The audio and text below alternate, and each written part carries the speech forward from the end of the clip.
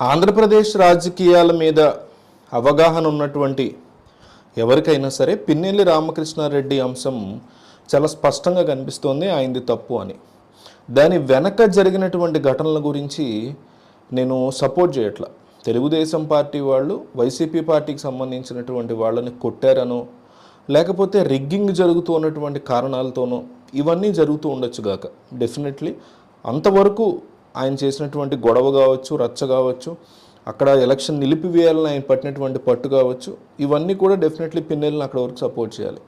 కానీ ఒక పోలింగ్ బూత్లోకి వచ్చి పోలింగ్ యొక్క ఈ ఈవీఎం మెషిన్ని పగలగొట్టడం అనేది ఖచ్చితంగా రాజ్యాంగానికి అది తూట్లు పొడుస్తున్నట్టు లెక్క. అది తెలుగుదేశం పార్టీకి సంబంధించిన వాళ్ళు చేసిన, ఏ బీజేపీ వాళ్ళు, కాంగ్రెస్ వాళ్ళు, జనసేన వాళ్ళు, ఎవరైనా చేయనివ్వండి, టీఆర్ఎస్ వాళ్ళు, కాంగ్రెస్ వాళ్ళు, అసలు మ్యాటర్ కాదు అది. ఫస్ట్ ఆఫ్ ఆల్ ఒక రాజ్యాంగానికి సంబంధించి ఓటు వేసేటువంటి హక్కుని మనకి ఈ ప్రభుత్వం ఇస్తుంది, అంటే ఈ రాజ్యాంగం ఇస్తుంది.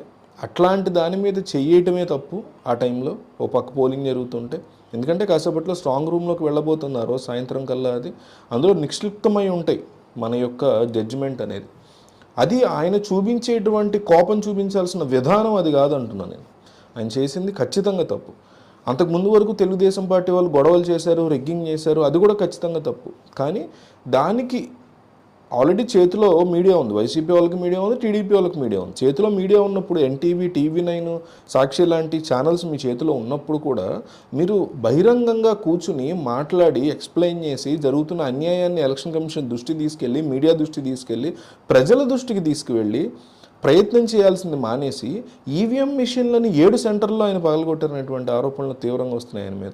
ఎలక్షన్ పోలింగ్ బూతుల్లో రౌడీల్లాగా వైసీపీ ఏజెంట్లు, టీడీపీ ఏజెంట్లు కొట్టుకోవడం అంటే ఎంత దారుణమైనటువంటి సిచ్యువేషన్లు నడుస్తున్నాయి ఆంధ్రప్రదేశ్లో అనేది చెప్పడానికి ఒక చిన్న తార్కాణం అనమాట ఇట్లాంటి సిచ్యువేషన్స్.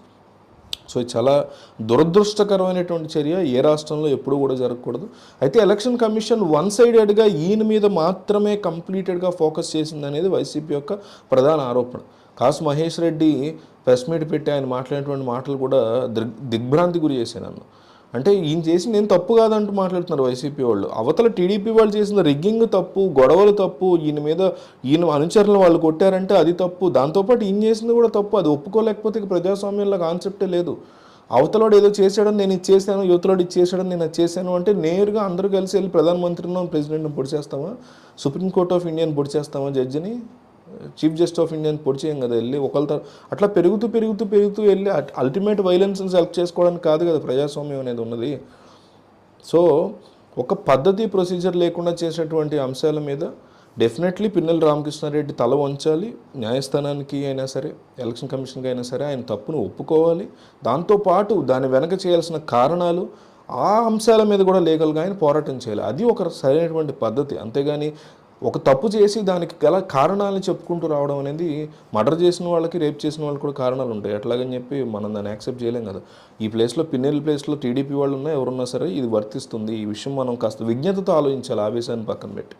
సరే, ఇక ఎలక్షన్ కమిషన్ తనని తీవ్రంగా టార్గెట్ చేస్తుందనేటువంటి ఉద్దేశంతో ఆయన సుప్రీంకోర్టుకి వెళ్ళబోతున్నారు ఈ అంశం మీద అని తెలుస్తుంది. ఇప్పుడు వరకు ఆయన అబ్స్కాండింగ్లో ఉన్నారు. ఇప్పుడు వరకు ఆయన ఎవరు అరెస్ట్ చేయలేదు. సో దీని మీద ఆయన త్వరలో సుప్రీంకోర్టుకు వెళ్ళడానికి ప్లాన్ చేస్తున్నట్టుగా, ఎలక్షన్ కమిషన్ మీద పోరాటం చేయడానికి ఆయన సిద్ధమైనట్టుగా తెలుస్తుంది. సో ఈ అంశంలో మీ అభిప్రాయాన్ని చాలా ఆలోచించి వివేకంతో కామెంట్ చేయండి. ఏదో నేను వైసీపీ సపోర్టర్ని కదా గుడ్డిగా మాట్లాడడం, నేను టీడీపీ సపోర్టర్ని కదా గుడ్డిగా మాట్లాడి, ఈ రకమైనటువంటి ఆలోచనలు ఎప్పటికైనా మనం పక్కన పెట్టుకోవాలి. జరిగిన విషయంలో అవతల వాళ్ళది తప్పు ఉందని మనం ఎంతగా గట్టిగా మాట్లాడగలుగుతున్నామో, మన వైపు కూడా తప్పు ఉంటే ఖచ్చితంగా అంతే గట్టిగా ఒప్పుకునే దమ్ము ఉండాలి.